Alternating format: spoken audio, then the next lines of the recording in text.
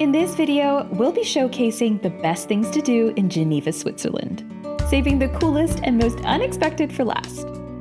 Be sure to stick around until the end as well for a free map with all these spots saved, along with other recommendations like photo spots and where to eat. Now, in case you're new here, hi, I'm Christina from happytowander.com. And this channel is all about practical travel advice from someone who's been there, done that. So be sure to like and subscribe if that sounds like your kind of thing. Now, let's start with an obvious one, which is to wander around Geneva's storied Old Town, built on a hill overlooking the city. Known for its narrow cobblestone streets lined with shops and cafes, this is the historic center of Geneva, with many a photo op and wandering opportunity. At its heart is the lovely Place du Bourg de Faux, a cobbled square on the site of the former Roman Forum and medieval market.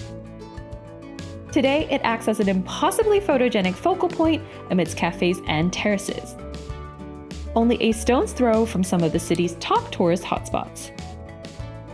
From here, you can easily head over to visit Saint-Pierre Cathedral and its archaeological site.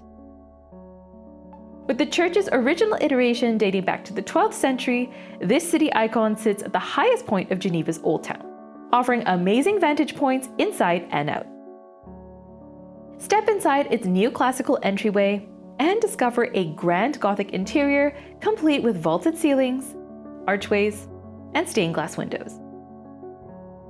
Highlights inside include a chair belonging to John Calvin, one of the most prominent figures of the Protestant Reformation, along with ornate 15th century choir stalls, and a very cool door from the same period. But a personal favorite of mine is the Chapelle des Machabées, with its incredible stained glass windows and colorful frescoes. Be sure to go in the afternoon to see it drenched in light just like we did. Of course, to get the most out of your cathedral experience, you do have to brave the 157 steps up to the two towers for epic views over the city and its world-famous lake, along with a peek at some inner workings like the tower's iconic bells. The South Tower even has a covered viewing area where you can rest your weary legs for a bit.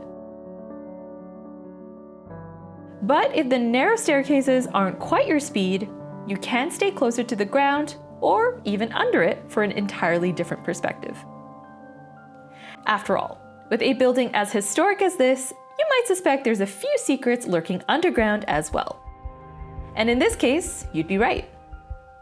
In fact, right below the stunning cathedral above, you can find Europe's largest archaeological site north of the Alps. A paid add-on to the visit, accessible by stairs near the front entrance of the cathedral. This site truly goes on and on, with layers of history buried deep, dating all the way back to the 4th century.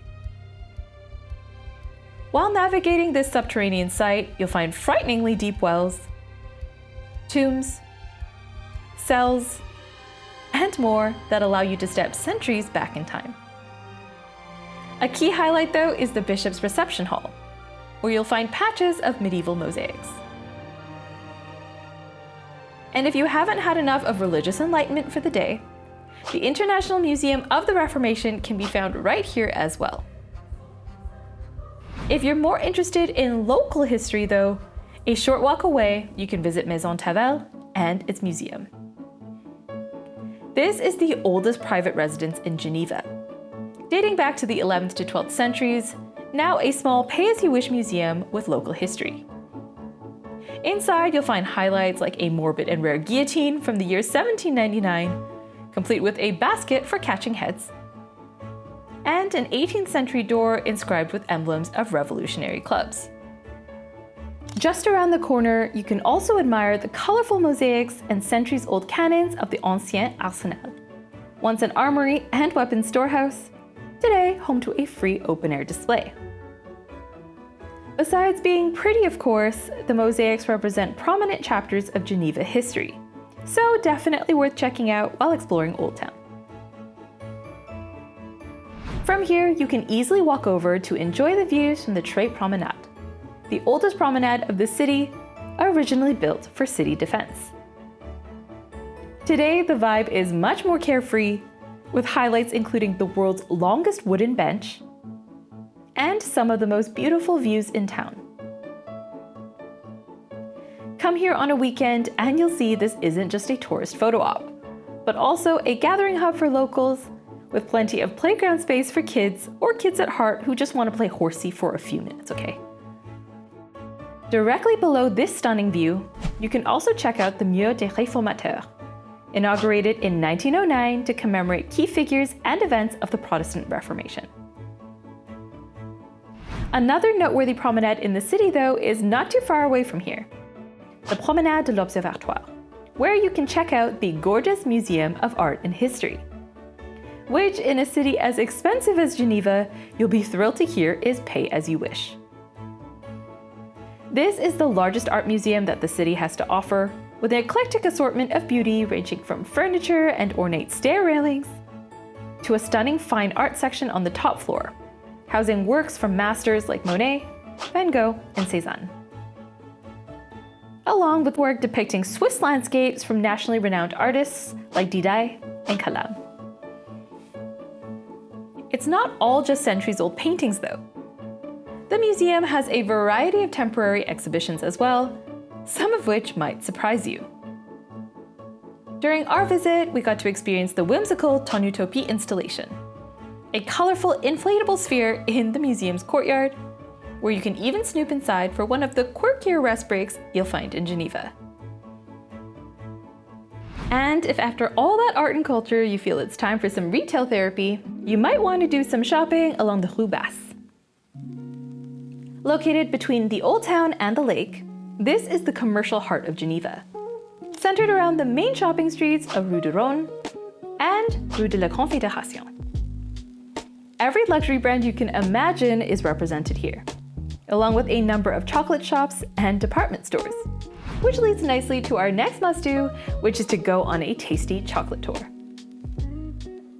Now, if you've come to Geneva in search of chocolate, you are spoiled for choice, with over a dozen local chocolatiers with multiple shops scattered around the city. If eating your way around them is your idea of fun, then you have several options at your disposal. From guided chocolate tours to DIY tours where you simply pop in and grab a few from each shop to try. If decisions overwhelm you though, and you're hoping to get the most bang for your buck, do consider getting a Choco Pass. The Choco Pass Discovery, for instance, costs 40 Swiss francs and entitles you to a small sample bag of chocolates from up to 5 partnered chocolate shops, along with a 10 franc voucher to use as you wish. Those who are hardcore about chocolate can even get an unlimited pass for 75 francs, which allows you to get sample packs from all the partner chocolatiers across a longer period. The best part is you can, of course, share the chocolates you receive, meaning you can share your Choco Pass haul between multiple people, which lessens the sugar impact while also being kind to your wallet. During our Choco Pass tour, we went to Martel, Fabergé, Switzerland, purely for the name, Guillaume Bichet, and Zeller, all of which provided us with delicious chocolate samplers of their best-selling products, including many local specialties like Amande Princesse, which are chocolate-covered almonds dusted with cocoa, and the signature Pavé Genevois, square-shaped chocolates said to represent the city's many cobblestones. If you time your visit for December though, you might encounter one of the best chocolate specialties of the city, the Marmite de l'Escalade. Elaborate chocolate pots adorned with the city crest, filled with marzipan in the shape of vegetables. This tradition is tied to the city's largest annual celebration, the Fête de l'Escalade, which commemorates a thwarted attempt by the Duke of Savoy to conquer the city back in 1602. In its honor, Geneva hosts reenactments, processions, and celebrations leading up to the 11th and 12th of December, making it one of the most popular events of the year. As for the Marmite, well, it represents one of the most famous tales from the original event all those years ago, when a local cook supposedly held attacking soldiers off by throwing her hot cauldron full of vegetables over them, stopping them in their tracks. Now, if you're looking for places to see in between all of this inhalation of chocolate, you can also check out the Horloge et Carillon, Malbuisson.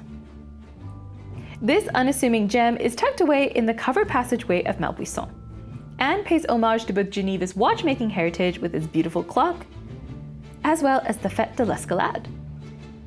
On the hour, or just before in our case, you can hear the charming chimes of the automated Carillon bells, accompanied by a tiny escalade procession with 13 tiny floats and 42 figures in bronze. This is a nice opportunity to experience the magic of the Fête de l'Escalade celebration, even if you can't attend the real thing. From here, you're not far from the water.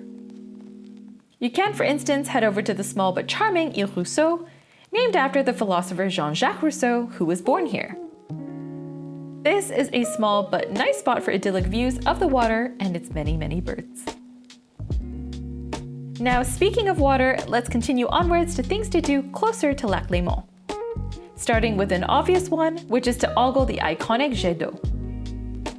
Probably one of the city's most famous symbols, spouting an impressive 500 liters of water per second at the breakneck speed of 200 kilometers an hour. Standing 140 meters high, you can view this icon from many different vantage points around the city. Though the best and most popular might be to do it while you admire the Jardin Anglais and its famous Horloge Fleurie. This English garden sits on the site of an old harbor, offering sweeping lake views and the perfect strolling point for ogling iconic Geneva views. Within it, though, sits one of the city's most photographed spots, the famous flower clock, L'Horloge Fleurie, created in 1955 as a tribute to Geneva's watchmaking tradition, with thousands of different flowers and plants that change seasonally, meaning many unique iterations over the years. But hey, if you're not impressed yet by the pretty flowers, the second hand on this clock is actually recognized as the largest one in the world. Continue your lakeside promenade and you can check many more impressive spots off your list, like the Quai du Mont Blanc, home to the Brunswick Monument, which commemorates a British duke who left his entire fortune to the city back in the late 19th century. This is also where you'll find the city's annual Christmas market, Noël au Quai, home to dozens of festive stalls selling artisan goods and food from around the world. Continue your walk and you can even enjoy a dip at Les Bains des Paquis, a multi-purpose pier well loved by locals for swimming, sauna sessions, and fondue.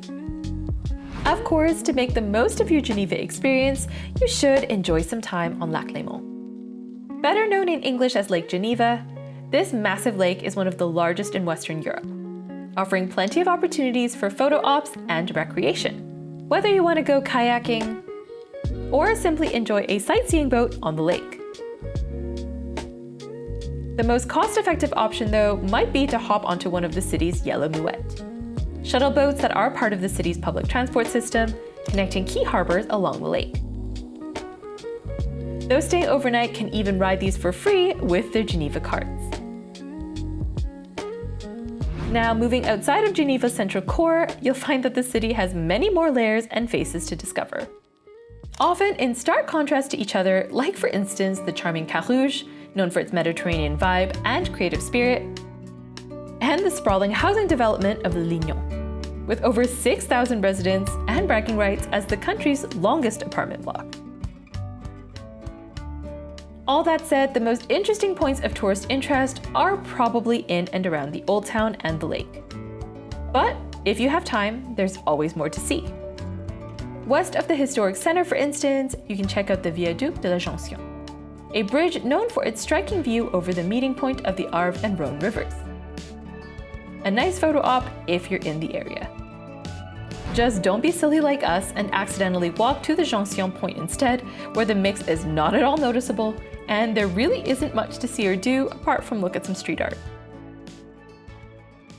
Perhaps more interesting for tourists, though, is to visit the Patek Philippe Museum, an ideal stop for timepiece enthusiasts or general lovers of very expensive, very shiny objects.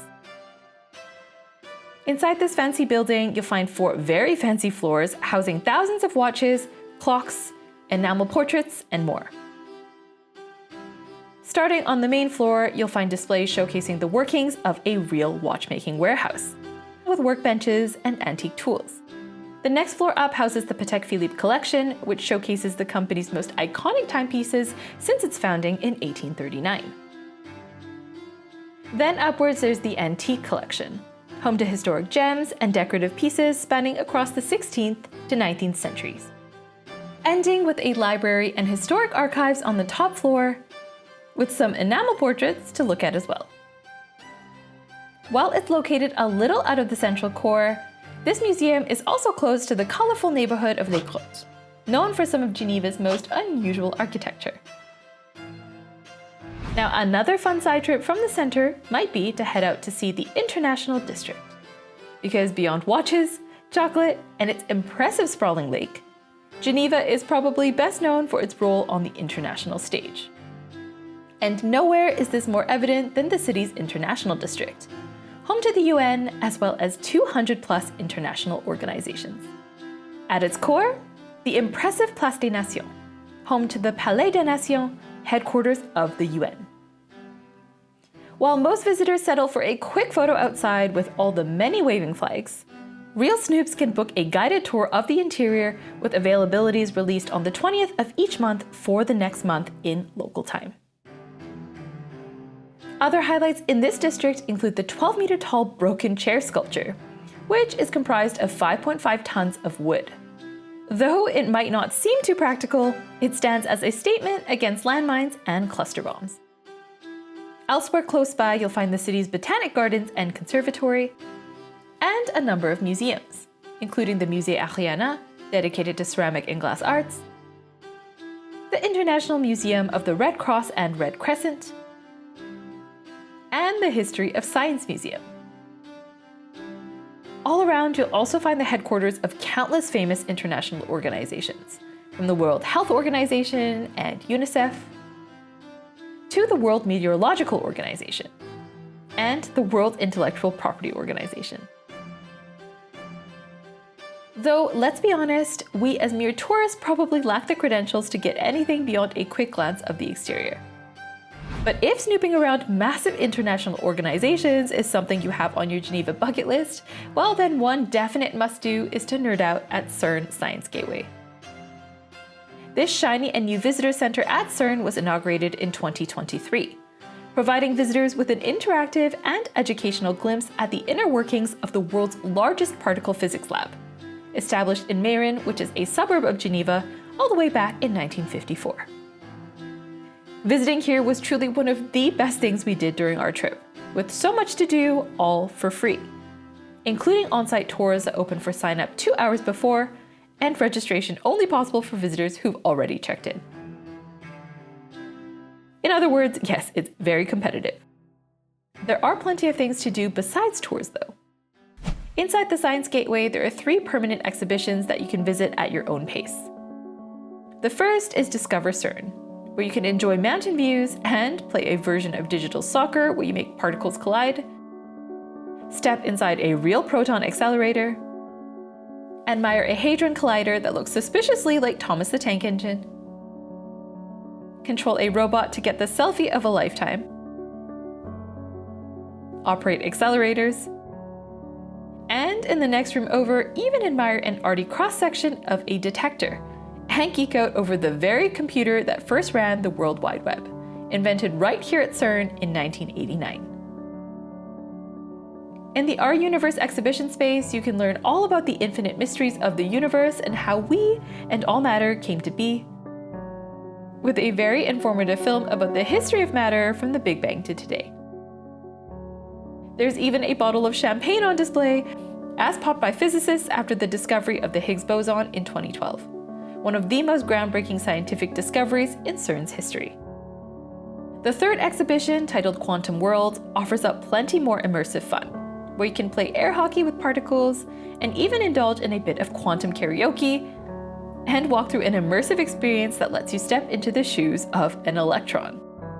If, however, you do manage to snag a spot on one of CERN's coveted tours, you can have a much more robust peek behind the scenes. So behind the scenes, in fact, that you might even see an actual control room. During our visit, our tour took us to see the synchrocyclotron, which was CERN's first accelerator, as well as the Atlas control room, of course, the command center of the famous and massive Atlas detector, which lurks 100 meters underground and is the staggering height of a 10-story building. All in all, an incredible experience, all for free. It has to be said though, while there's a lot more to do in Geneva than most visitors expect, there's far more to do if you're willing to travel a little further. Within 2 hours, for instance, you can reach lush vineyards, picturesque villages, and plenty of other dynamic cities and mountainscapes. So clearly there is a lot to do in and around Geneva, but I hope you enjoyed this roundup of highlights. Let me know in the comments if I missed any of your favorite activities, and be sure to check out this link here for that map I promised. Thanks for watching. I'll see you next time.